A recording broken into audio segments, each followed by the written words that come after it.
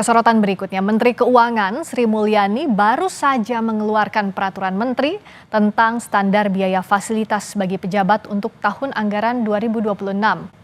Peraturan yang dikeluarkan pada 20 Mei lalu itu mengatur fasilitas pegawai pemerintahan berkaitan dengan barang dan jasa, termasuk fasilitas sewa kendaraan dinas, biaya rapat dan penginapan untuk pegawai pemerintah.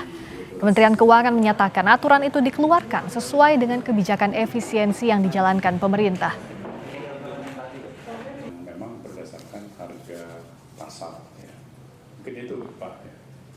Lalu kebijakan standar biaya yang kita lakukan untuk tahun 2026 itu juga sejalan dengan kebijakan efisiensi yang dilakukan oleh pemerintah akhir-akhir ini.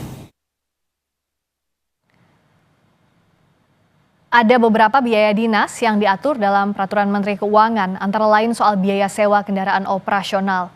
Dalam aturan itu ditetapkan untuk pejabat eselon 1 biayanya 18,72 juta per bulan.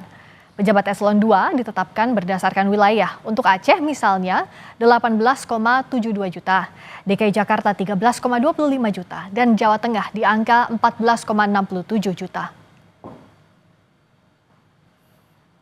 Untuk pengadaan kendaraan dinas pejabat eselon 1 mendapat anggaran 931,6 juta per unit. Jika dibandingkan tahun lalu, anggaran pengadaan kendaraan dinas pejabat eselon 1 meningkat 52 juta rupiah. Tahun lalu anggarannya 878,9 juta per unit, sedangkan pejabat eselon 2 ditentukan berdasarkan wilayah. Sebagai contoh DKI Jakarta, anggarannya 731,1 juta per unit.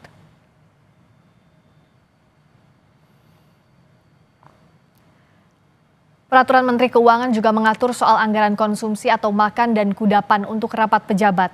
Rapat koordinasi tingkat Menteri, Wamen, dan Eselon 1 anggaran konsumsinya 118.000 per orang per kali makan. Sedangkan untuk kudapan dihitung 53.000 per orang per kali makan.